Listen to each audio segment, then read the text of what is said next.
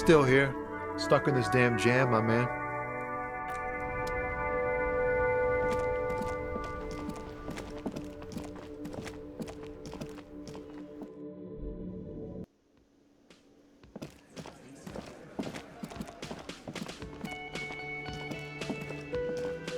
Oh, hello, dear. I didn't notice you at first. You know... Of course, officers. Of course. Can I help you?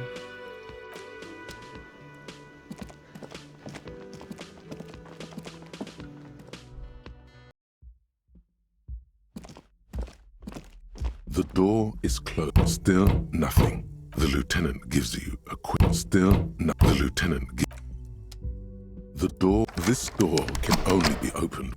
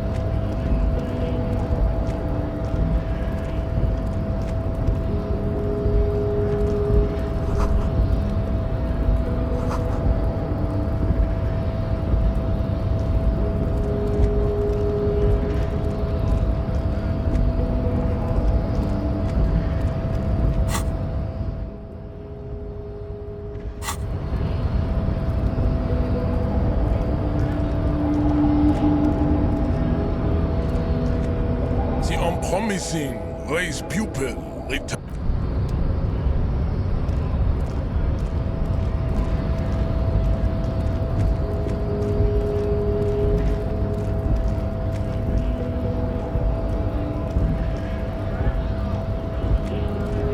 Hola, Wandering Man. How can I help you?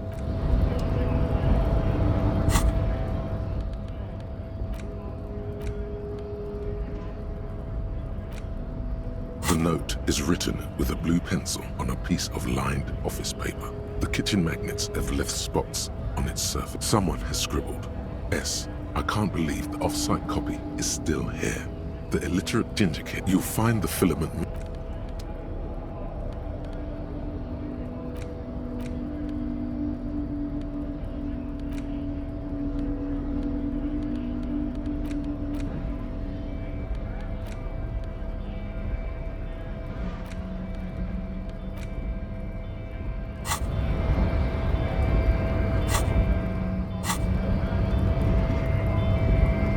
Hola, Wandering Man. The man looks at the color.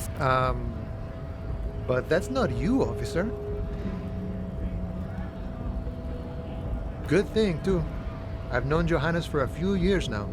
Be sinister. How did you get his shift card, anyway? Now you're in a mess. The time hath not arrived. Sorry. Oh, John's been out drinking himself blind again? No, it will prove useful still. Believe your thieving fingers. Oh, is my friend in some sort of trouble? Who knew? Advanced race theory. Everything is calm in the eye of the race storm. Your mind is lucid and bright. The mind-bending phylogenetics appear more distant and, to be fair, a little ridiculous. The great race mystery has cleared up. All that's left to do is verbalize your thoughts. Go and talk to Measurehead about your newly found insights.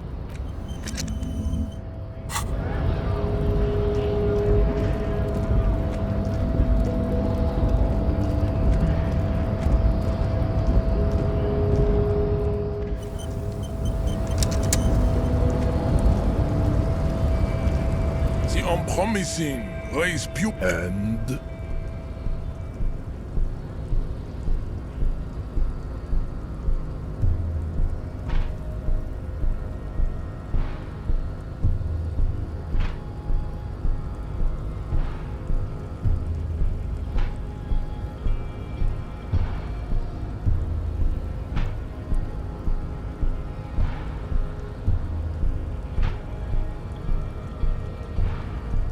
Everyone can see that. It has little to do with the race in it. Baby, don't be mean. Give him another chance. Anything for you, babe.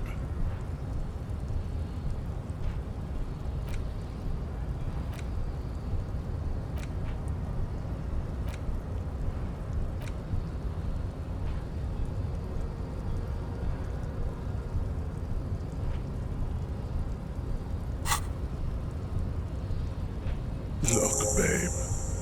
When confronted with the harsh truth of his demise, the melancholic academician starts fiddling his own genitalia. His bald spot betrays that he is a compulsive masturbateur. That's disgusting, Jean. It is.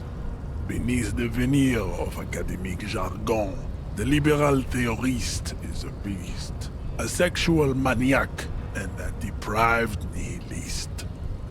Life is a game to him. Words are meaningless. No one is accountable for anything. Nihilistic sex maniac. I take pity on your urges. You clearly want to enter the harbor bad, like a little boy who wants to go on the potty. I can press the button for you. It will open the door. Very well. You may enter the door once. Our race conversation here has concluded. Finally. The unpromising.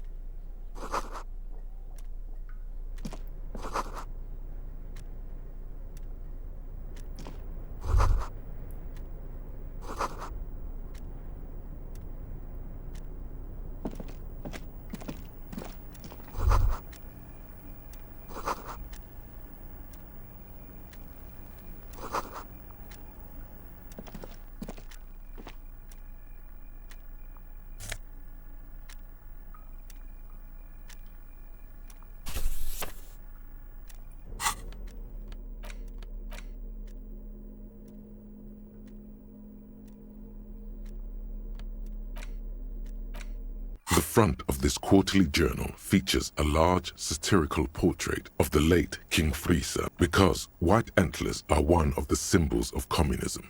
They represent a society in accord with the natural world and at the same because Friesa was incompetent, foolish, and cruel. In short, the embodiment of everything the communards wished to overthrow. It's satire, you see. To your disappointment, there aren't any full-color pictures to direct your attention. Just column after column of closely set text, interrupted occasionally by little doodles. After rifling the pages, the magazine is divided into several sections. International developments, Kunst und Kultur, and local concern. Comrade, as you know, this journal takes its name from Mazov's immortal expression, Du cristal à la fumée. This was his way of describing the way the rigid, crystalline structures of capitalist ideology turn to smoke under communism. But, like the structures of capitalist ideology, we too are at risk of going à la fumée. Unlike many publications which are content to spoon-feed their readers reassuring drivel, La Fumée is committed to telling the radical truth, even when that truth may drive away potential subscribers. Only 4 issues in, and it sounds like they've already alienated their readership. So please, if you value our radical Mazovian perspective on contemporary politics, culture, and international affairs, please consider subscribing today. Yours in struggle, the editors. What do you expect? It was laying around the office of the Debarders Union. They're probably bankrolling the thing. You flip back to the front of the magazine. This section includes a long, tedious critique of the latest round of free trade negotiations between the EPIS nations and the Free State of Semenine. You also skip over an article about heavy fuel oil smuggling along the Messina border, something about bear wrestling in Samara, book riots in Yugograd. Whoa. Bear wrestling. It seems to be part of a new public fitness initiative in the People's Republic of Samara, SRV, devised and promoted by none other than President Kanajinsky himself. According to this extremely credulous account, Uncle Sport, as he's affectionately known to his people, has recently decreed bear wrestling the national sport of the SRV. Based on the description in this article, he appears to be an extremely competent and democratically elected president. Sapormat Sport Kanajinsky is well into his third decade as president of the SRV. Outside Samara, he's known for three things: brutal repression of internal dissent, monumental corruption, and a near pathological obsession with physical fitness.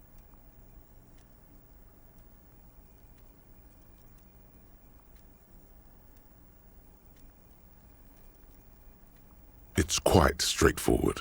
A standard match features one man, or in some cases woman, against one bear. 2 competitors, 1 ring, 5 rounds, or until incapacitation.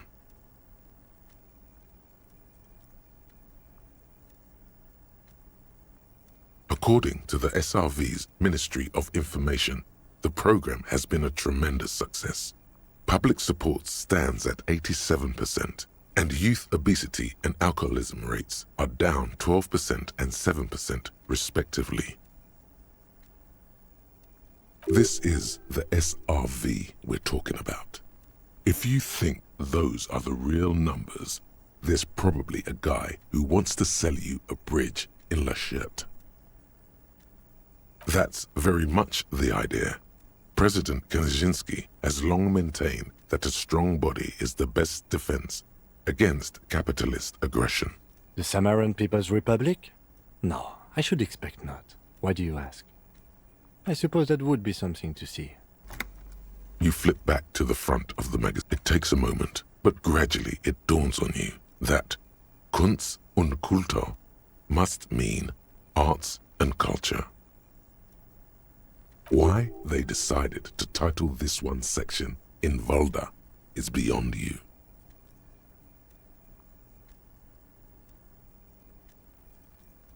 As you leaf through this section, you come across several reviews of recent radio plays, as well as a brief artist spotlight featuring a local artist identified only as CS. The main feature, though, is a long essay titled Tip Top Tournée, a critical Mazovian perspective.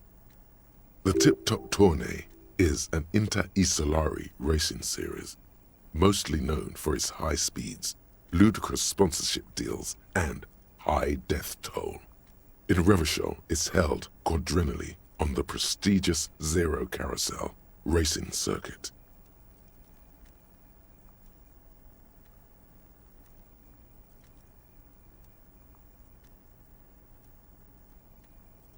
This so-called artist spotlight is really just a brief Q&A, made all the briefer by the subject's evident hostility to her interviewer.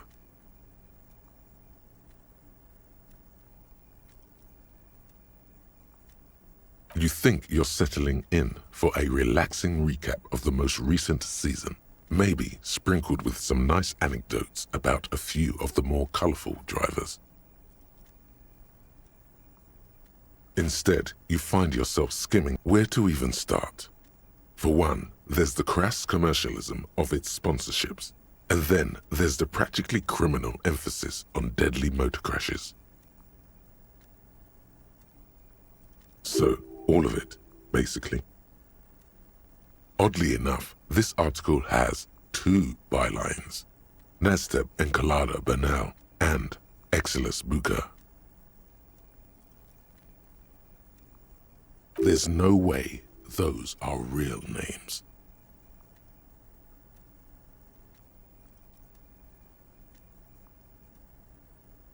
Have you ever met anyone named Exilus? Come on, they're plainly pseudonyms.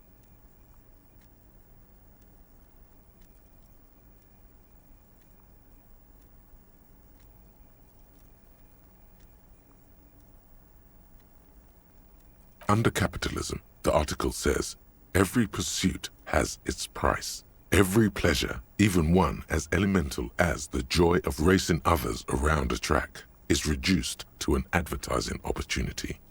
Thus, the so-called tourney becomes a competition between increasingly meaningless brand signifiers. Your discount laundry detergent racing against a pack of Astra cigarettes, or even a frita.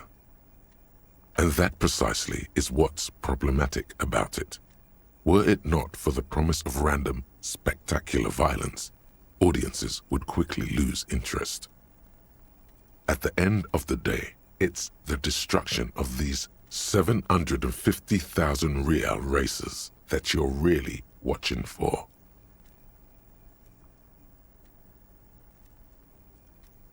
Sure, you think that, but subconsciously, it's the visions of brand names being engulfed in flames that you crave.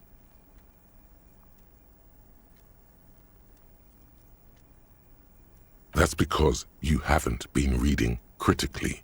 But don't worry. The whole point of these sorts of articles is to let someone else read critically for you. Ah, come on. Can this article read your mind? Well, there you have it. No reason to get hung up on the pretentious ramblings of a few young men. If I had to wager, I'd say they've never even seen the inside of a motor, much less a motor race. I take whatever they write with a large grain of salt. You flip back to the front of the magazine. Unsurprisingly, much of this section is taken up with articles declaring unqualified support for the dock workers' strike. You skim the headlines. Paint the harbor red and white. Martinez tames the wild pines. A city in revolt. First we take Martinez. Then we take La Delta. Finally, there's a brief article by the writer, G. Martin, accusing the owner of the Capeside apartments of illegally attempting to evict certain communist tenants simply for not having paid their rent. Ah, this must be Gaston's handiwork.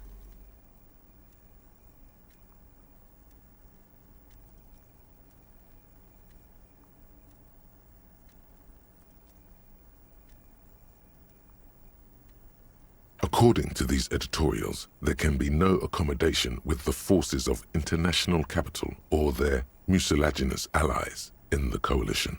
Judging from the context, it's something very large and fundamental. You should probably know about it. You flip back to the front of...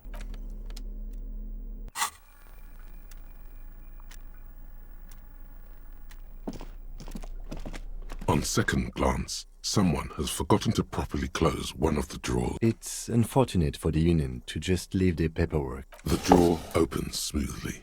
Inside is a well of hundreds of documents containing logistical data. Two kinds of transactions stand out. Materials coming into Revachol from the outside world, from Muindi, Grad, and even Ilmara, and the same materials being handed over to companies inside Revachol. Kuron, Coal City, La Delta, and Jamrock are listed among the many districts where the imports are being sold. It's hard to make sense of this thicket of company names, dates, quantities, and percentages. You try to focus, but the lines are getting blurry.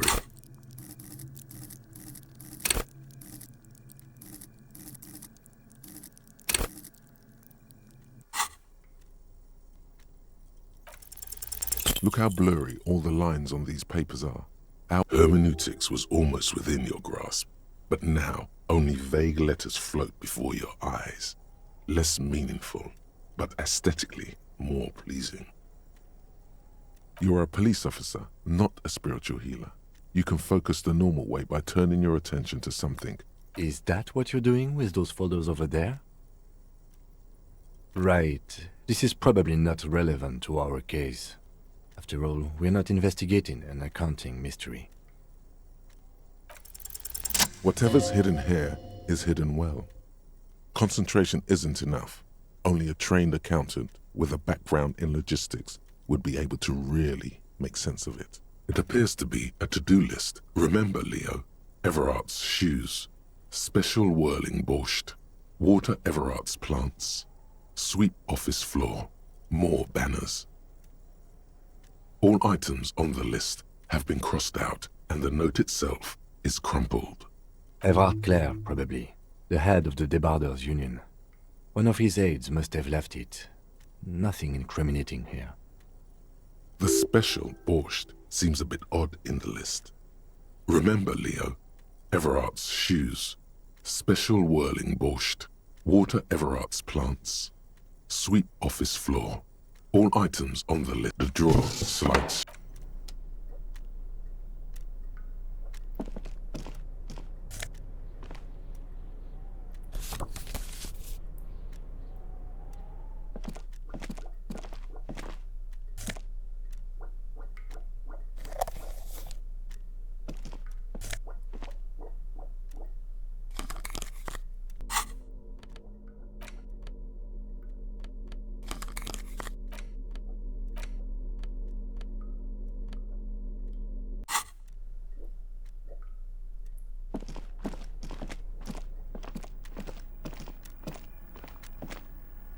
An imposing combination of a punch clock and a payphone is looking down at you from the wall. A note on the side says, "The machine swallows your coin and seems to be waiting for your next move." It's unclear whether you actually have muscle memory. Sure, why not? Muscle memory is a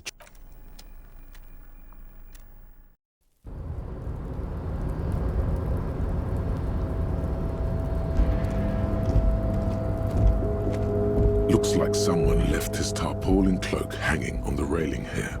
The white rectangle of the Revachol Citizens Militia. Yes, it was probably you. It does bear the RCM insignia. The service cloak issued to you by your station? As your fingers touch the tarpaulin, it almost feels like the cloak wants to deliver a message of comfort through your fingertips.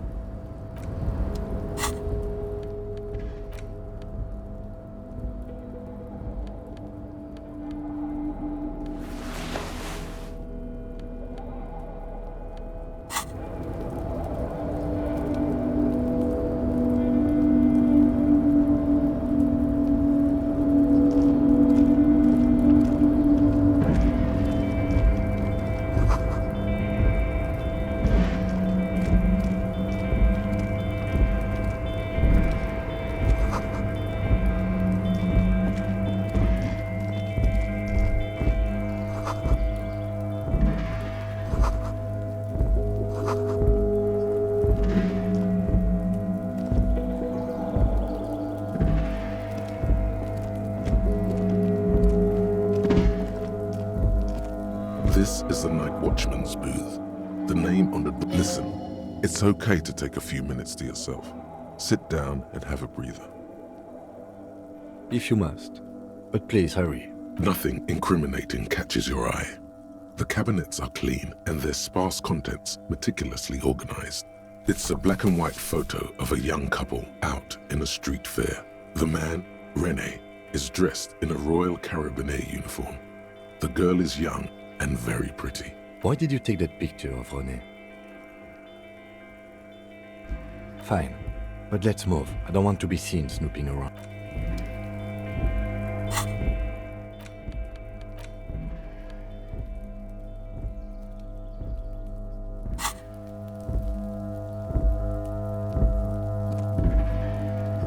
This is the night watch. The chair is not as austere as the rest of the booth. The drawers are empty, save for old timesheets and receipts. I'm not here to tell you what to do, detective. You take the painkillers. They are yours now. Oh boy, where to start? Don't think about that. Quick, think about something. The enormity of the case before you dwarfs the list. You stand and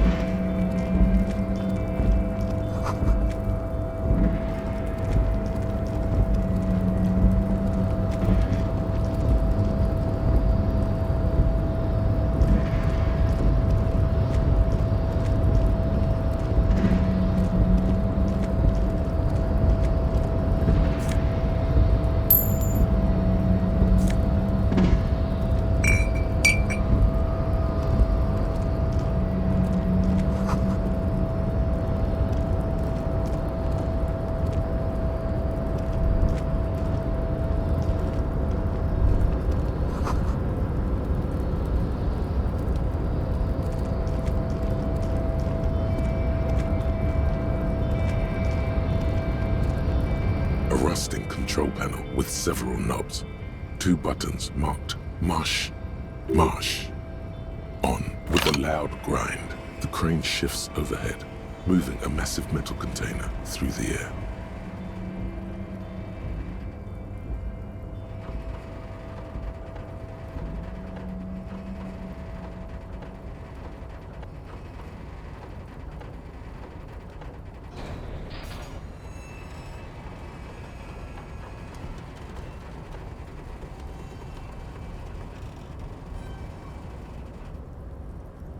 And with a surprisingly quiet, the harbor sleeps as the strike rages in the distance. The crane can rest again.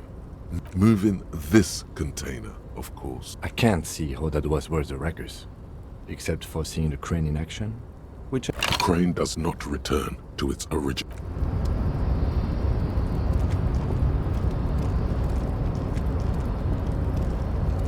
Before you stands a cargo container. You do? There are a million containers here. Why are you fixating on this one? It's a cargo container. We are not here to interact. You attempt to your left. The lieutenant considers your actions. With no reply, the knock produces a hollow ring of metal. Doesn't sound like there's anything in.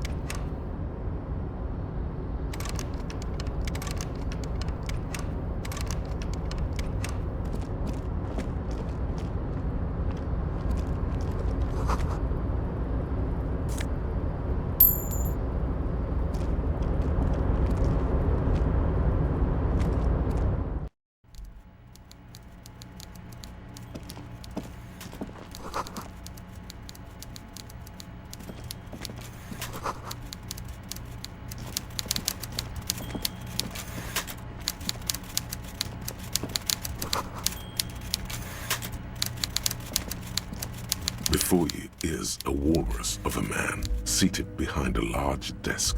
He looks up from his work. With great effort, he straightens himself up in his chair, yet says nothing. With a mixture of expectation and impatience, well bottled. Welcome, Mr. Dubois, Mr. Kitsuragi. It's good of you two to stop by. Please, have a seat. I'm Everard Clare, head of the Debarders Union here in Martinez. I'd offer you my hand, but unfortunately my health prevents me from getting up. You understand? He looks extremely comfortable. The tiny folding chair, on the other hand. You go ahead, detective. Whatever he has in store for you, forget about that. What's with this Dubois stuff? You're getting some seriously bad vibes from that name. Please, Mr. Dubois, let us go. It's nothing. Yes, that's probably right. It's nothing. Forget about it. Excellent, Mr. Dubois. I can see that you're a reasonable man, and reasonable men can be of great use to one another. So tell me, how can the head of the Debarders Union... The chair you're sitting on has got to be the most uncomfortable chair in the world. Oh, by the way, I heard you got a rather rude reception from a certain Lawrence Gart. This should take care of that nonsense. It should be sufficient to cover your expenses for a few days and patch over your differences. Wow, that's 25 real. That's good money. You need it. Don't mention it. But also don't forget it. I'm just kidding, of course. He's not. Now, I'd like to set your mind at ease about one other matter. Your lost gun. Let me assure you, Union people are on it as we speak. I've got my best hounds looking for that lost... His slug-like lips move, but all you hear... The world is swallowed by a black hole of fear. Only 2 words. When he said, don't worry, he actually meant, be very worried. Are you all right, Harry? You seem anxious. It's not like you left it loaded. You didn't lose a loaded gun. Local children aren't out there playing with it right now, pointing it into their own mouths. It's in a... It was loaded. There were 2 bullets in it. You always keep at least 2 barrels. Officer, we will deal with this later. I wouldn't be so sure about that. God, you're sweating. Your knee is jerking. You're about to cry, aren't you? Mr. Dubois. What is this, Mr. Dubois? He keeps repeating. What is he trying to pull here? Mr. Dubois. Mr. Dubois. Harry.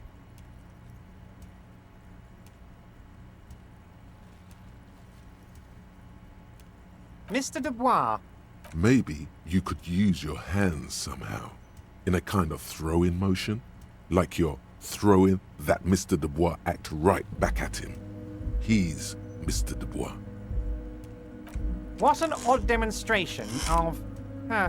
you got me, Harry. Okay, enough. We are... Quick, here's your window. Get yourself together. It is about time to stop embarrassing yourself. Questions will help you regain some of your lost dignity. Honestly, I didn't want to bring it up, Harry. I heard you have become Measurehead's race pupil. Personally, I'm not big on the whole race thing, but that's okay.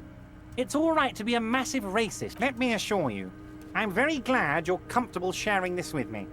I run a big and quirky organization. Everyone is welcome. Birds of all feathers. Anyway, I assure you, I am... Of course, let us dispatch with the formalities. You call me Everard, I call you Harry. My God, so it's true. I didn't want to believe it, but you are a fantastic science fiction amnesiac cop, aren't you? What are the odds of that? I think the odds of that are very low. It might be a good idea to hide your confusion. I mean... So good to hear that, Harry. Apparently my sources were wrong. However... Words flow like a... I guess word has already reached him. It's just a brown folder. Are you trying to tell me you've gotten hold of some of our documents? Mr. Kitsuragi, would you mind? Me and Harry are talking about his... Don't just jump to the folder. That's not smart. Shows you're on the edge. Do some probing first. It's Harry. Harry Dubois. And I can work with you, Harry. Now, family? Harry, you're not a family man. There's not one peep of family in here. Unless you think you're a family. That's why I like you, Harry. Well, Harry, if I were to sum you up in one word, it would be apologetic. Well, you sure come off as very confident in all our interactions, Harry. You're a real man's man. He's probably just making a guess based on your recent act. Ah, this? My friends in your organization... This translates into, haha, you guys are so corrupt. I find that very suspicious. May I have a look? I'm afraid this is meant for Union eyes only, Mr. Kitsuragi. I'm sure you understand. Please continue, Harry. As you look at the folder, Everard covers it with his hand and pets it. He's hiding it from you because it's not a real... Okay, Harry, you got me. This is from the Census Bureau. not the RCM. Those Census Bureau people are absolutely corrupt. You should do something about them. He got the name from the Census Bureau, and everything else from your actions here in Martinez. Yes, Mr. Kitsuragi from the Census Bureau. Like I said, now I'm actually a very busy man. So is there anything else I can do for you, Harry? That means he doesn't really know anything about you. A pity. The mystery of you will have to remain a mystery for the time being. Yes, that's what I said. Try to keep up, okay? Let's move on. You might have noticed there's one hanging on a tree behind the hostel cafeteria. Oh my. Don't take this question personally, but why would I get involved in this matter? Mr. Clare, the man was hanged with a cargo belt, a steel-reinforced cargo belt. It's safe to assume the Union had something to do with the murder. Besides, getting the body down would benefit all of us. It's a stain on the neighborhood. I can certainly see how having him up there might start affecting some real estate values. But of course, all joking aside, I am going to help you. Jean-Luc, my boy, I'm sending 2 police officers down. They have a dead body in a tree problem they need help with. Namely, they need it to be taken down. And, Jean, please take it easy with the race signs. He's had enough of that. You can find Jean-Luc down at the gates, but you already knew that. Anyway, he's going to help you. Yes, your lost gun. My best men are on it. They're turning every stone, searching every playground, asking kids, grandmas, everyone. Your gun will be found, Harry. Let me assure you of that. The only way to find it seems to be working with him. He might even be holding your gun hostage.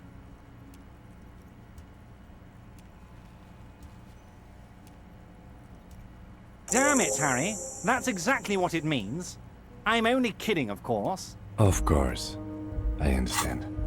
We help you, you help us.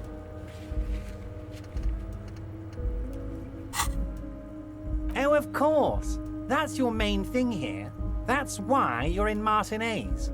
I know everything that goes on around here, and I would love to help you like I'm helping you with the body and your lost gun.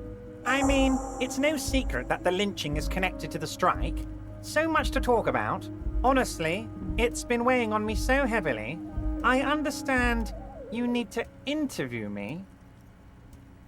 But there's a thing that's been keeping me up at night. I want to talk about the hanging. I mean, if we could just calmly talk, exchange information, we could blow this thing wide open. Yes, that sounds good. But I can't think straight with this thing weighing on me. You're police officers, aren't you? I have a crazy idea. You guys are basically door-opening machines. Incredibly talented at opening doors. I'm not sure I understand. If you're asking us to break down someone's door, it's not going to happen. Come now. I just need you to go open a little door for me and leave it unlocked. A simple thing. An excellent opportunity presents itself, sire. You could win the trust of the arch-liar, pretend to play into his hand. Then, should you wish, bend his efforts toward... Harry, I'm a very busy man, and more importantly, I don't have that extraordinary physique you do. You want to send someone a message that the police... I repeat, I'm a very... Oh, no one's. It's just a weasel. A weasel lives there. Nothing for you to worry about. A loud blabbering weasel. When weasels feel no one is watching, they start acting foolishly. Just go there, unlock the door, and leave it open. It's been such a burden on me, Harry. Harry, my dear friend. I am what people call a local bigwig. I know everything that goes on in Martinez. Fantastic, my friend. Just let me know when it's... You can get the key from Manana. He's down by the gates. Manana's like a free agent in the Union. Special operations. Hardened socialist. A real free thinker, too. He'll tell you precisely where the door is. Just open the door. You don't need to go in or anything. I just want that weasel to come home and see the unlocked door. Oh, that's very nice. I haven't gotten around to her yet. I'm very, very busy, you see. One thing I want to make very clear, Harry, is that this is not some kind of union versus corporation situation. Everyone is just pals here. We're all trying to do what's best for Martinez here, Don't feel like you can't cooperate with her because you and I are such good friends and I'm helping you get that nasty body down from the tree. And with finding your lost gun. I'm not a jealous guy. What do you mean, Harry? Nothing. I let him go. He's an old man, Harry. I wanted him to spend more time with his family. God knows how long he's got left. Harry! I have little people in my organization. I would never call someone a midget. What is this? Honestly, I'm beginning to think you're a midget, Harry. I'm only kidding, Harry. You're not a midget. No one is. We're pals. Vanished? Harry, the woman left her casserole in the oven and couldn't make it here in time for the voting. Oh, did I leave my casserole on? Better go home and check. The election can wait. When she got back, the whole thing was over. Wait, there was no mention of a casserole from Joyce. Harry, Harry, Harry. Do not fixate on this little matter. Maybe it was a rabbit stew, or a hairdryer, or an iron. The point is, her heart wasn't in it. Mine was. This particular brand of humor he has, it makes for a fine distraction.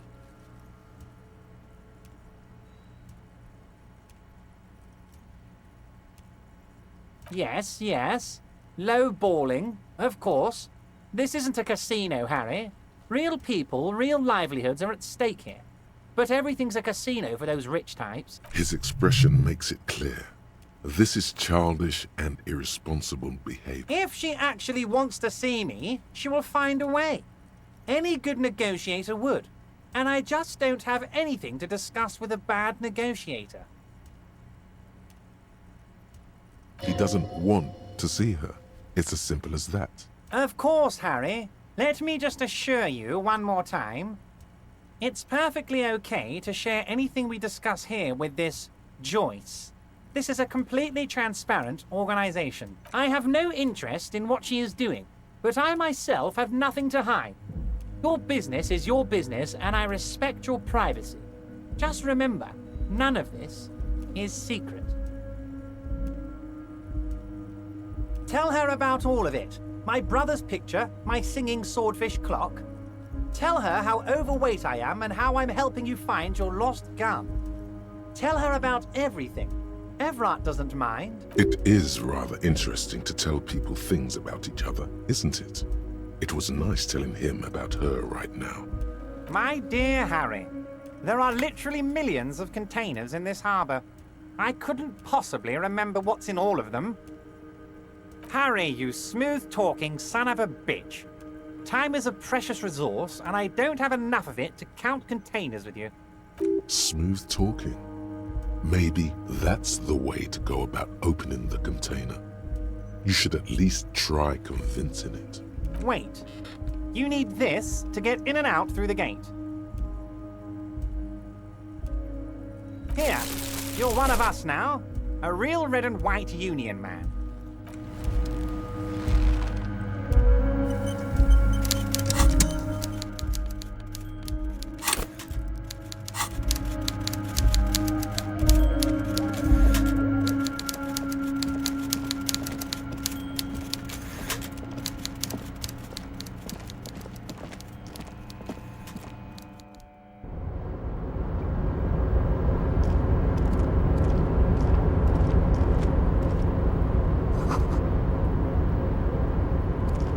Container, container, I'll turn you nice and red. Container, container, put the logos on. The lyrics to this container song are being made up as he goes along. The accent is so thick, it's impossible not to notice he's Ubi, from the vanishing peninsula of Ubisund on Muindi. Container, container, you Everard, Everard, Everard, he looks after everyone. Huh? Well, hey there. How can I help you, mister? I see you are not a union man, mister. Did you get lost? You're not one of them scabs, are you? I mean, I don't personally mind. Folks is just folks, you know, and folks gotta eat. Just some of the other guys don't look too kindly on the scabbing kind, if you know what I mean, mister. Oh yes, born and raised in Irish, mister. Mum had to leave my dad after he got a bit violent. took us here to the new world. I was about 10 then, too old to lose my accent then. People say us Ubies are up to all sorts of trouble with sheep and other animals and whatnot. I just want you to know there was never any of that where I come from. No, sir. Those are just nasty rumors. Thank you for clarifying that, sir. Oh, I'm just making some covers for them containers here. Yes, I am. Yes, I am. So it's easier for the crane operators to spot them. The containers in the yard are green in Wild Pine's livery, and the mountains rising behind Leo is all red in Union colors. It's like some red infection was spreading outwards from the container yard's core. There appear to be cisterns underneath the Union container covers. Yes, they are hiding it from the inside. All the red containers have the Debarders Union logo on them. No, not really. Mr. Everett doesn't tell me all the big things. Says I go and tell them to everyone. Oh, I don't know, mister. They say it's some chemicals. Most of them have labels on them, I think.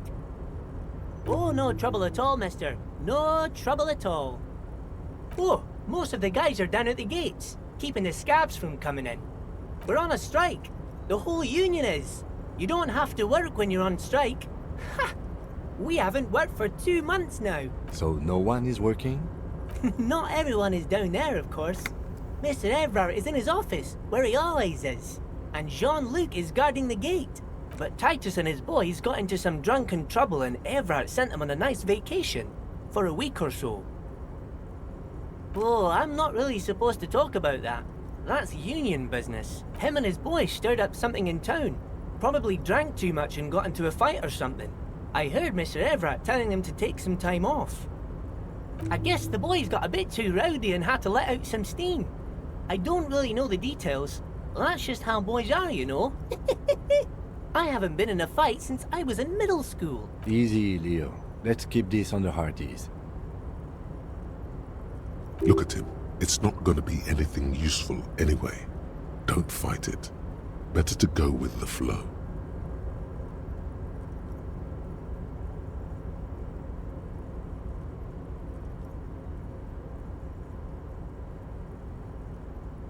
Too late. Leo's mouth is still moving, and now he's talking about some drunk sawmill owner who... No, he already switched to a prized fishing rod. Yes, yes. Everybody needs a job, and this is mine. I'm Leonard, by the way. Leonard Bellick. But everyone calls me Leo. I'm like Mr. Everett's right-hand man when Mr. Edgar is out of town. And Mr. Edgar's right-hand man when Mr. Everett is away. Actually, Miss Beaufort is the right-hand man, but she's a lady. Who is this, Miss Beaufort? A real pretty lady with a skin like those Douai Sucre candy bars my missus likes so much. Them are real nice to suckle on once the dinner is done and me and the missus sit down besides the radio. But I can't listen to the radio all the time. There's so much to do around here and I'm always busy keeping things running here. Yes I am, yes I... Oh, Lizzie. She is a real sharp tool. Mr. Everett put her through some fancy school and everything, east of the river.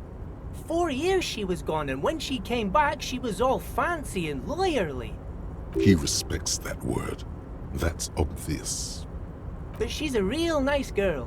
Grew up in this here neighborhood. Knows everybody and gets along with everyone. Real pillar of the community one day, I'm sure. If me missus and me was to have a child, I'd be real happy if she turned out like her. But she can't have kids. Dr. Lemaitre said so. And she knows about such things. Been a doctor for almost 50 years she has. Law school? Could she be talking about the union fixer, aka the gardener? Looks like it. I'm not sure what a fixer is, but she is a real nice girl. Smart as a whip too. Telling the gardener you know her name might throw her off. Perhaps something to consider later.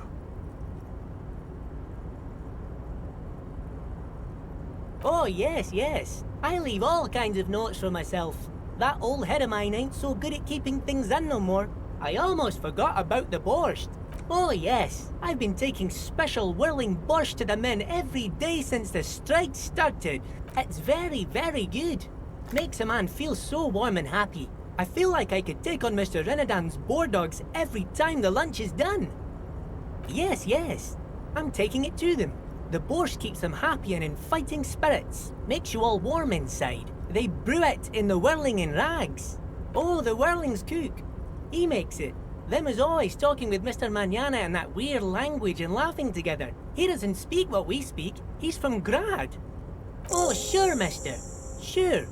You do that, yes? He didn't actually understand what you meant, and now he's just nodding along. Oh, that one. That should be empty as far as I know. Lots of containers here have nothing in them. They're just waiting to be loaded up. Told you. Bye-bye now.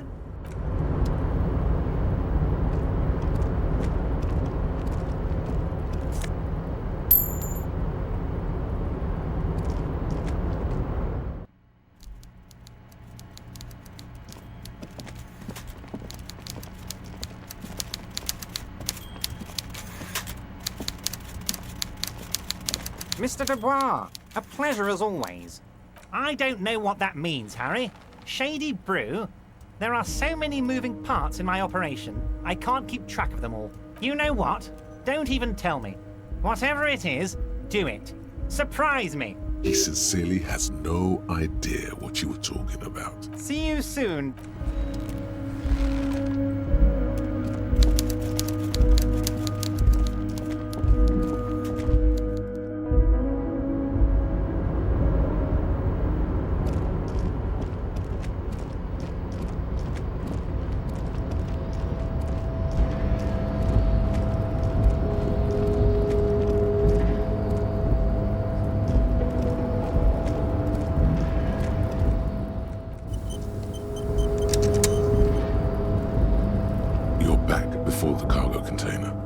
Its draw has not lessened since you were last here. If anything, it seems to have grown slightly.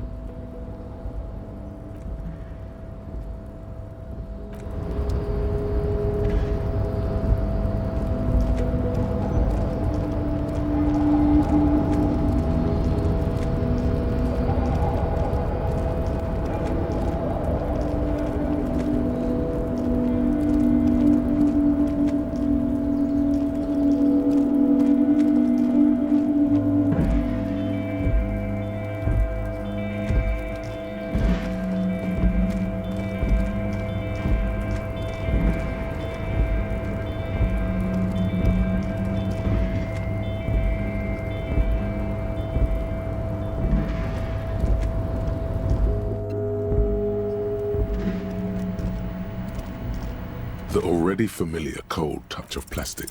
Your fingers run over the dial pad. 005. That's the dialing code for Revachol. Calling. Calling. Still calling. Video Revachol, 24-hour video rental. We rent 8 and 10mm film for home use. This is Lamy. How may I help you? The voice of a youngster on the other end sounds as enthusiastic as that of a man walking towards the gallows. Video Revachol is a 24-hour video rental. We rent 8 and 10mm film for home use. This is No. Sir, I don't know. It's a video rental. Maybe you rent videos here. Maybe you call to extend your rental period? Do you need to extend your rental period? Let me fire up the machine. Dubois. Here we are. You haven't rented anything in 5 years, but you still have a copy of Blue Ocean Hell from November '46. Whoa, not a fun film, that one. It's not an easy watch. After the death of his daughter and subsequent divorce, Ziemsk immigrant Egidius Wojcik tries to come to terms with the onset of dementia. No wonder no one's been missing it. Still, it would be great if you could return it to us. We're on the corner of Voyager and Main. The call is terminated by the other.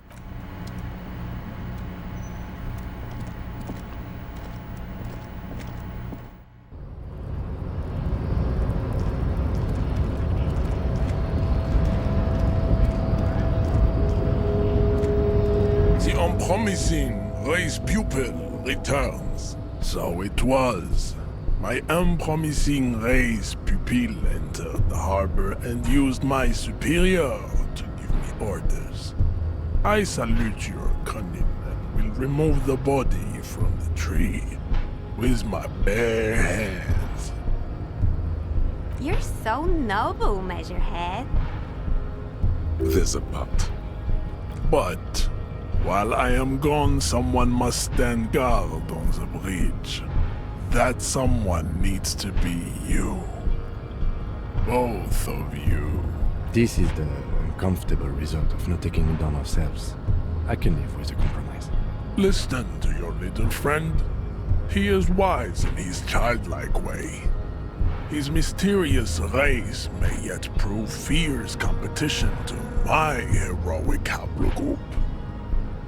Babe, see that they stay here the whole time.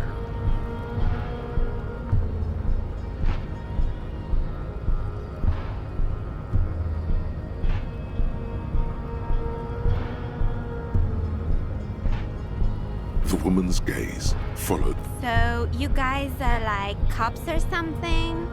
Look at him. His craniometric perfection. Are you cops or what? Cool. I like men with guns and power. I'm Katya, by the way. You hear that? That sound. He's breaking something. Yeah, Jean-Luc must be really tearing it up over there. I wish I could see it. Look at you! RCM rent-a-cops! Guarding that bridge like Everott's lapdogs! Is this where it's at now? The RCM is for sale! And who are you? What is your business here? Why are your clothes 4 sizes too small for you?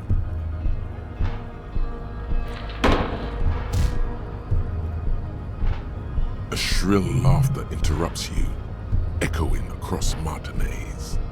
It's Kuno.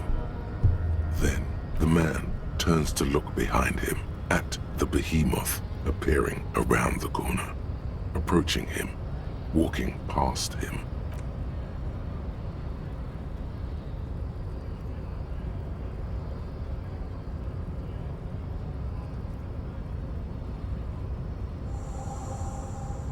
The corpse has been removed from the tree. Stand down and congratulate yourself. You have sided with Ray's victory today. Farewell, ham sandwich. You are a Union man from now on.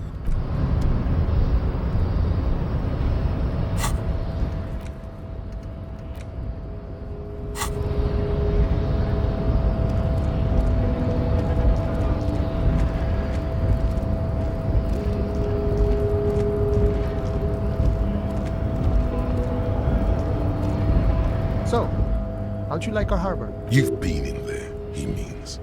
Talked to the boss man too, probably. It's but a rest area on the path leading across open plains. Right, you talk to the boss, eye to eye, like men of the plain. If you have any more questions, I'm set to talk. A key, huh? What door is this key supposed to open? Of course, I got you. You don't know anything. I got that key right here. And let me tell you, it's mighty good of you to help us out during the strike. Working class solidarity, as they say.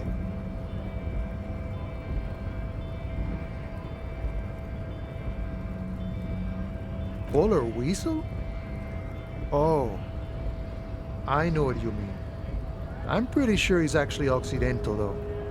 So you're gonna be committing fratricide, my racist friend. What you're looking for is a basement door behind the greenhouse. That's behind the Whirling and Rise. That's all I know.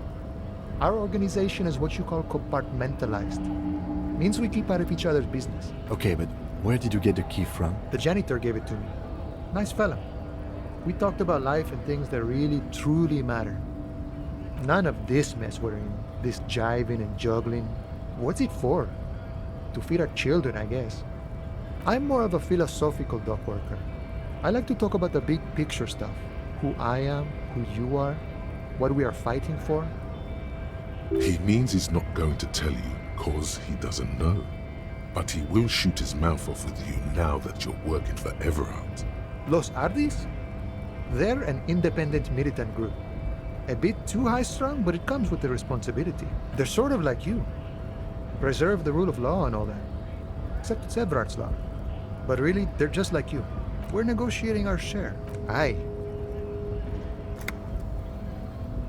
This stuff, they already covered.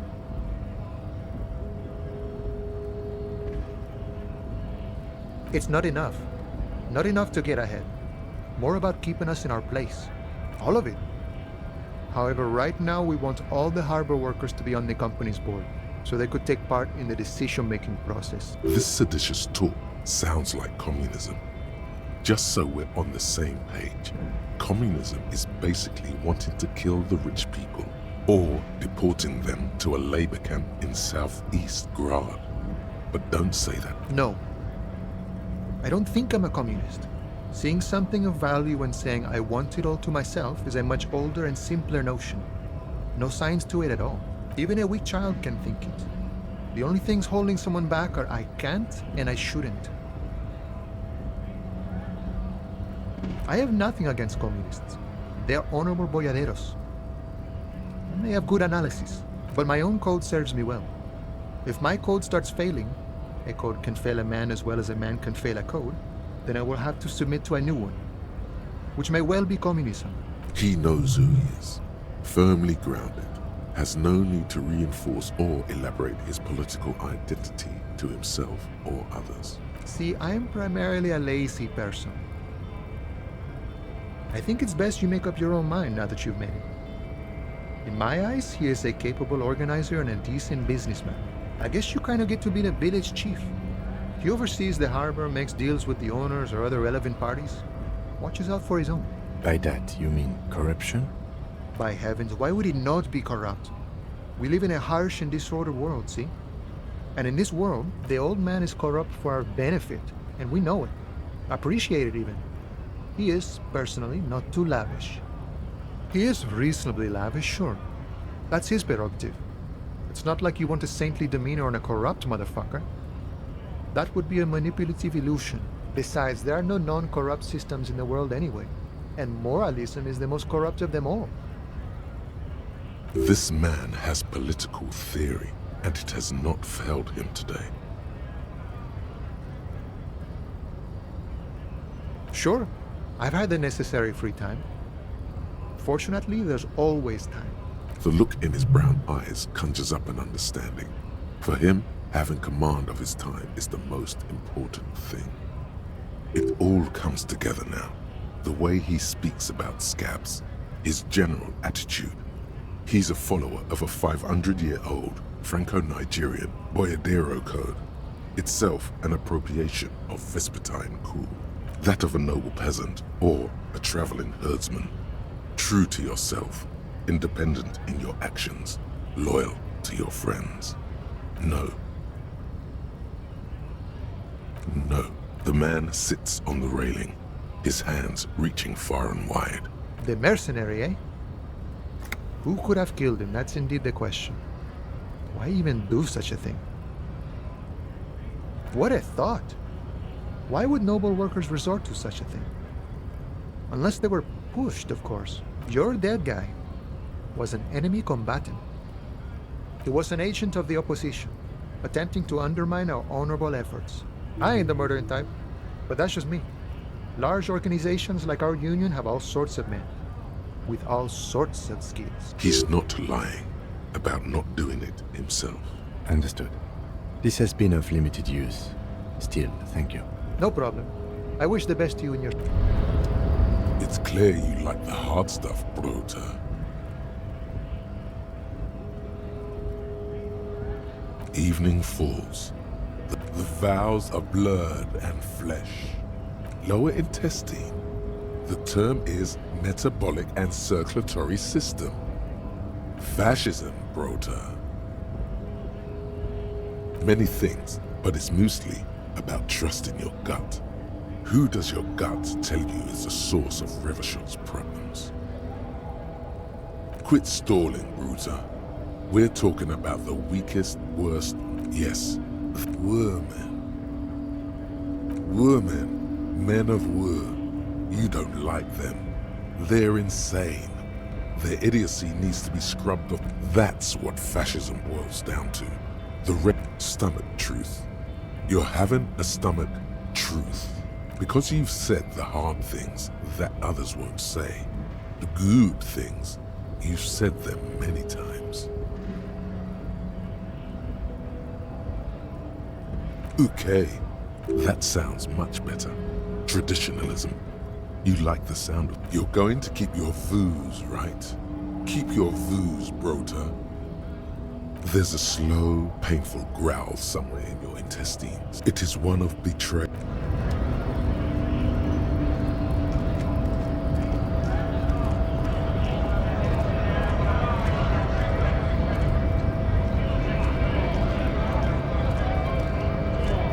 Right to work! Right!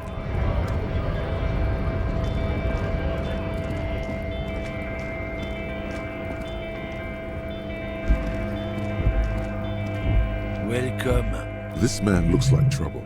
You might not want to get into this right now. Plenty of time later.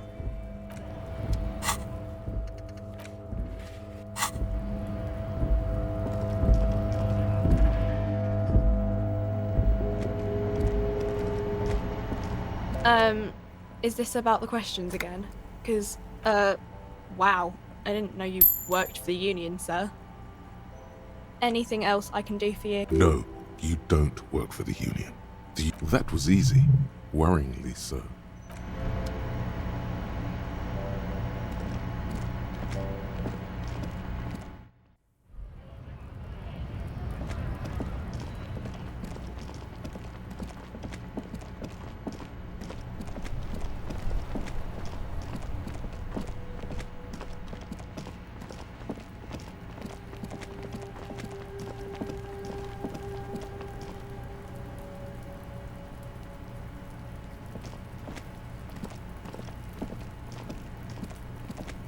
The corpse lies on the ground among the remains of an absolutely demolished pinewood branch. It's gently laid on one side. Mr. Measurehead has done a good job. Nothing is too broken or compromised. The victim is ready for a field autopsy. Yes. 1. Investigation of the scene. 2. Initial examination of the victim. 3. Field autopsy. 4. Transportation of the body to the morgue. We are on number 3. The RCM's 4-phase murder scene processing manual. The fuck are they on about? Cop's gonna cut his shit up! The lieutenant adjusts his glasses and takes a deep breath.